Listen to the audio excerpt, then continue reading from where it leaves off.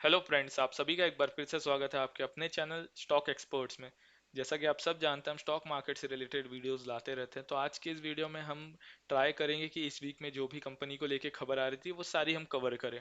तो पहला हम शुरुआत करेंगे वोडाफोन आइडिया कंपनी के साथ। वोडाफोन आइडिया कंपनी, जैसा कि आप सब जानते हैं, काफ़ी ज़्यादा स्ट्रेस में चल रही थी, बट अगर आप देखेंगे कि पिछले एक महीने में तो काफ़ी ज़्यादा इस कंपनी ने कवर भी किया है। अराउंड 57% तक का रिटर्न भी दे दिया है। या मैं बात करूं पिछले 2 महीनों में तो उससे ज़्यादा, बिकॉज एक टाइम था जब ये अराउंड 4 रुपए के आसपास गिर गया था। ये कंपनी बैंकरप्ट होने की बात चल रही थी, बट इसको लेके गवर्नमेंट ने काफ़ी सारे मीन्स इसके सपोर्ट में गवर्नमेंट ने रिलीफ पैकेजेस लाए, डीओटी ने रिलीफ पैकेजेस लाए। बट इस कंपनी को लेके एक दो बड़ी खबरें आ रही थी। पहली खबर जो आ रही थी वो थी कि ये कि इसके प्रमोटर्स प्लान कर रहे थे इसमें नया कैपिटल इन्फ्यूज करने का अराउंड 10,000 करोड़ का, जिसके वजह से अगर आप देखेंगे तो इस कंपनी में हमें 10 से 11% की ग्रोथ भी देखने को मिली थी। एंड ये हुआ था 30 सितंबर के दिन में। अगर आप देखें इसमें हमें काफ़ी तेज़ी देखने को मिली थी। देन उसके बाद अगर मैं आपको बताऊँ, दूसरी जो खबर आ रही थी इस कंपनी को लेके, वो एक ये है कि डीओटी ने इस पे फाइन लगाया है अराउंड 2,000 करोड़ का। ये इनके कुछ रूल्स के वॉयलेशन को लेके। एंड ये केस जो है 2016 का था। एंड मैं आपको एक चीज़ बता देना चाहता हूँ, ये सिर्फ वोडाफोन आइडिया पे नहीं लगाया गया है। वोडाफोन आइडिया के साथ एयरटेल के ऊपर भी लगाया गया है। एयरटेल के ऊपर अराउंड 1,005 करोड़ का समथिंग, 1,050 करोड़ का पेनल्टी लगा है। एंड वोडाफोन आइडिया के ऊपर 2,000 करोड़ का पेनल्टी लगाया गया है। एंड इसी की वजह से अगर आपने देखा होगा तो फ्राइडे के दिन इस कंपनी में हमें 4.20% की गिरावट देखने को मिली थी। तो आइए अब हम सेकंड कंपनी की बात करते हैं। नेक्स्ट जो कंपनी है उसका नाम है पारस डिफेंस। पारस डिफेंस के बारे में मैं आपको बता देना चाहता हूँ कि ये लास्ट डे जब इसका चल रहा था आईपीओ का बिडिंग, तो ये 302 टाइम से ज़्यादा बार सब्सक्राइब हुआ था, ओवर सब्सक्राइब्ड हो गया था।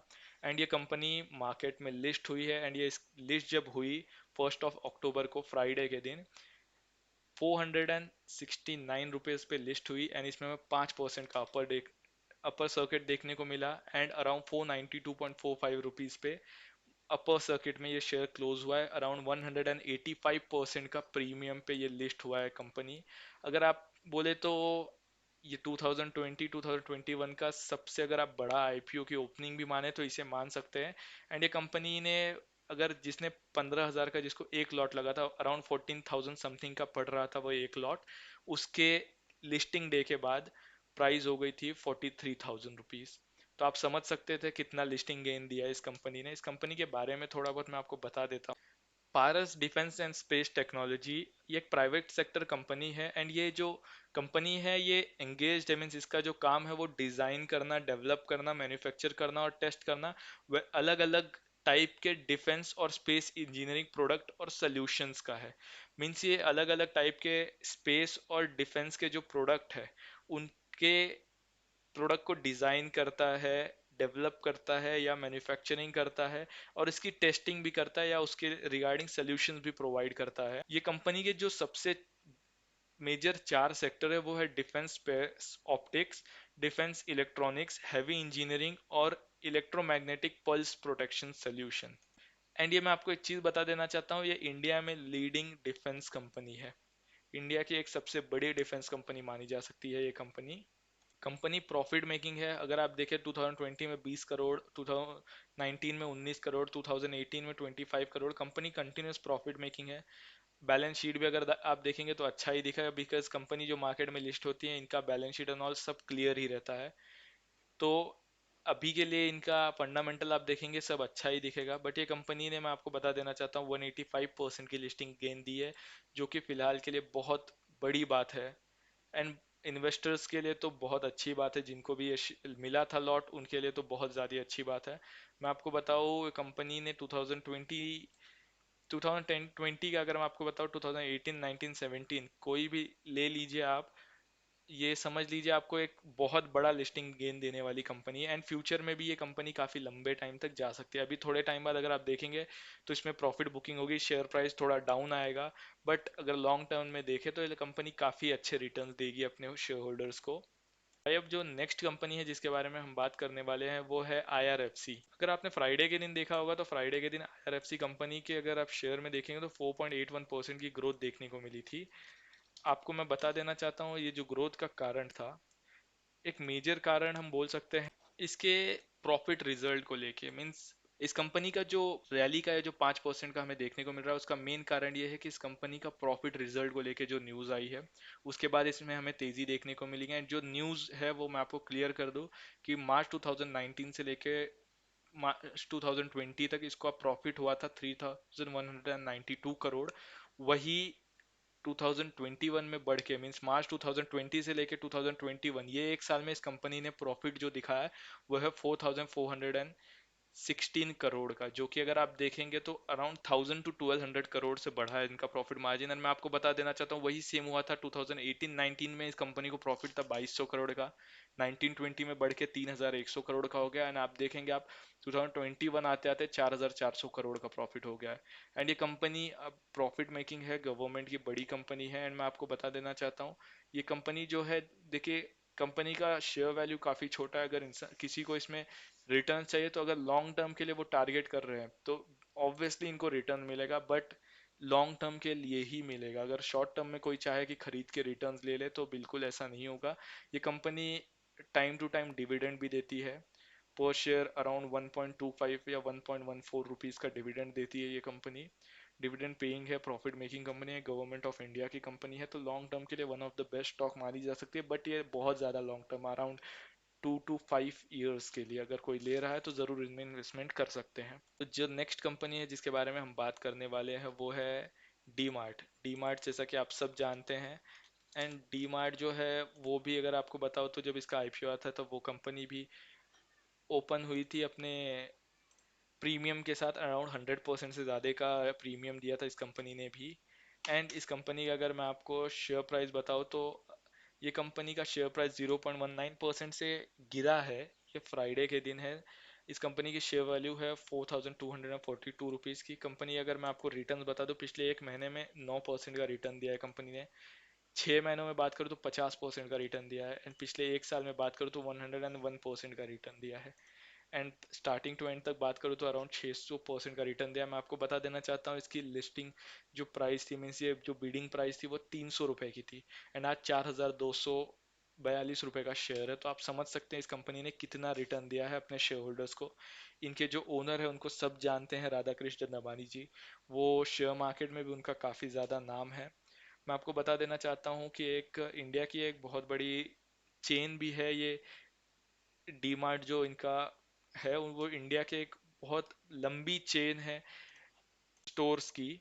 एंड डीमार्ट का एक प्रिंसिपल है, मैं आपको बता देना चाहता हूँ, ये गूगल का जो रूल है वो हिसाब से चलते हैं। जैसे गूगल बोलती है कि वो अपने शेयर होल्डर्स को कभी डिविडेंड नहीं देगी, बल्कि वो डिविडेंड का पैसा कंपनी में इन्वेस्ट करेगी कंपनी को बढ़ाने के लिए, और शेयर होल्डर्स को और ज़्यादा रिटर्न देने की कोशिश करेगी। तो ये कंपनी का भी सेम प्रिंसिपल है।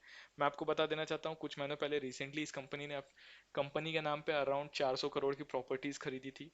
एंड इसने अपने शेयर होल्डर का वेल्थ काफ़ी ज़्यादा बढ़ा है। एंड डिविडेंड ये कंपनी पे नहीं करती, बट डिविडेंड की जगह पे जो जितना ज़्यादा ये कंपनी रिटर्न देती है उसका अगर मैं आपको बताऊँ कोई टक्कर नहीं है, या उसका हम लोग कोई किसी से कंपैरिजन कर नहीं सकते। एंड ये सुपर मार्केट की, जैसे कि मैंने आपको बताया, इंडिया की एक बहुत बड़ी चेन है। अराउंड 234 स्टोर्स है 11 स्टेट में, और यूनियन टेरिटरी में अराउंड 118 स्टोर्स हैं। Company almost debt free company है। इस कंपनी को लेके जो न्यूज़ आई है वो ये है, मैं आपको बता देना चाहता हूँ कि एक्सपर्ट्स का ये मानना है कि ये जो कंपनी है एवेन्यू सुपरमार्ट, इसका जो प्राइस है हमें मार्च 2022 तक 5000 का आंकड़ा टच करने तक को देख सकता है। 5000 का आंकड़ा ये छू सकता है। एंड ये बहुत बड़ी बात है किसी कंपनी के लिए कि जब ये मार्केट में लिस्ट हुई थी 300 रुपये में, एंड अगर आप देखेंगे 2018 2021 चल रहा है, 3 साल में अराउंड 5000 जाना, तो आप अंदाज़ा लगा सकते हैं मीन्स अराउंड 16 से 17 टाइम्स हो गया है इस कंपनी का शेयर प्राइस।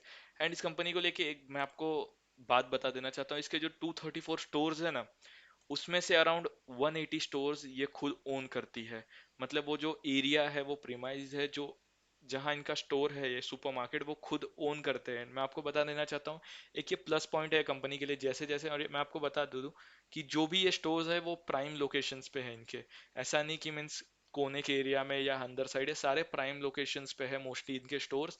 एंड प्रॉपर्टी अगर इनके पास है तो आप जैसे कि जानते हैं प्रॉपर्टी की रेट ईयर ऑन ईयर बढ़े जा रही है तो आप कंपनी की भी वैल्यू वैसे ही बढ़ते जाती है। तो कंपनी के लिए काफ़ी अच्छी बात ये भी है। एंड इसको लेके मैं आपको बता देना चाहता हूँ, जितने भी रेटिंग फर्म्स हैं मोस्टली इसको बाय का ही ऑप्शन देते हैं। अभी तो कहा जा रहा है कुछ एक्सपर्ट्स का कि 2022 तक 2022 के मार्च तक ये 5,000 का आंकड़ा टच कर लेगा। एंड ये बहुत अच्छी बात है। कंपनी देखिए कंटिन्यूस प्रॉफिट मेकिंग है। जून क्वार्टर में इस कंपनी को 95 करोड़ का प्रॉफिट हुआ है, मार्च में 414 करोड़ का, दिसंबर क्वार्टर में 447 करोड़ का। अगर मैं आपको ईयरली प्रॉफिट की बात करूँ, 2021 में इनको 1099 करोड़ का प्रॉफिट हुआ है, 2020 में 1300 करोड़ का प्रॉफिट हुआ है इन कंपनी को। कंपनी कंटिन्यूस सेल्स ग्रोथ दिखा रही है, कंटिन्यूस प्रॉफिट ग्रोथ भी दिखा रही है। इनका अगर आप बैलेंस शीट देखें वो तो बहुत अच्छा है। रिजर्व्स है, बोरोइंग काफ़ी कम है कंपनी के ऊपर, फिक्स्ड एसेट है कंपनी के पास, करंट वर्क इन प्रोग्रेस में काफ़ी पैसा इन्वेस्टेड है, इन्वेस्टमेंट मार्केट में सिर्फ 3 करोड़ का इन्होंने दिखाया है। बट ओवरऑल कंपनी काफ़ी अच्छी है, कंपनी का कैश फ्लो भी प्रॉफिट में है। एंड अगर इनके शेयर होल्डिंग पैटर्न की बात करें तो 74.99% जो है वो प्रमोटर्स के पास होल्डिंग है। एंड एफआईआई की 10% के आसपास की होल्डिंग है, डीआईआई की 6.71% की होल्डिंग है, अराउंड 8.26% की सिर्फ पब्लिक के पास होल्डिंग है। तो आप समझ सकते हैं कि कंपनी कितनी ज़्यादा स्ट्रांग है। एंड अगर मैं आपको बता देना चाहता हूँ, राधा कृष्ण दमानी जी है, उनके पास 34.30% की स्टेक है। एंड कंपनी अगर आप देखें प्रमोटर्स के पास अराउंड बेसिकली 75% पूरे के पूरे स्टेक है प्रमोटर्स के पास। तो कंपनी एंड अच्छी कंपनी है, परफॉर्म अच्छा कर रही है। एंड फ्यूचर में इसमें हमें काफ़ी ग्रोथ देखने को भी मिलेगी। मैं आपको एक ही चीज़ बोलना चाहूँगा, कोई भी कंपनी हो, ये तो हमने सिर्फ वीकली कुछ कंपनीज के न्यूज़ के को डिस्कस करने के लिए हमने ये वीडियो बनाया है। अगर मैं आपको बता दूं, अगर कोई भी कंपनी हो जिसमें आपको इन्वेस्ट करना, तो एक बार खुद से आप बिल्कुल उस पर रिसर्च कीजिएगा। एंड ये जो वीडियोस बनते हैं उस पर आप एज अ रेफरेंस रूल जरूर ले सकते हैं, बिकॉज हम भी जो वीडियो बना रहे हैं वो हम हमारे रिसर्च से बना रहे हैं एंड हम हमारे ओपिनियंस रख रहे हैं। एंड हम कोई एक्सपर्ट नहीं है, हम पहले ही आपको बता देना चाहते हैं। एंड कोई रिकमेंडेशन भी नहीं करते हम किसी भी स्टॉक को लेकर, हम खाली अपने व्यू पॉइंट रखते हैं। एंड अगर आप चाहे तो बिल्कुल ये वीडियो का एज अ रेफरेंस यूज करके अपने खुद से रिसर्च करके बिल्कुल आप डिसाइड कर सकते हैं कि आपको कौन सा शेयर खरीदना है एंड कौन सा नहीं। तो मैं आपको बता देना चाहता हूँ कि जैसे कि आपको ये वीडियो अगर पसंद आई होगी तो ज़रूर वीडियो को लाइक करें, कमेंट करके बताएं कि आपको क्या लगता है इन कंपनीज के बारे में। अगर आपको कोई और कंपनी के रिगार्डिंग वीडियो चाहिए होगी तो आप वो भी कमेंट करके हमें बता सकते हैं। अगर आप हमारे चैनल पर नए होंगे तो ज़रूर इस चैनल को सब्सक्राइब करें एंड बेल आइकन दबा दें, ताकि आपको हमारे वीडियोज़ के लेटेस्ट अपडेट मिलते रहें। तो इसी के साथ ये वीडियो मैं समाप्त करना चाहूँगा। धन्यवाद।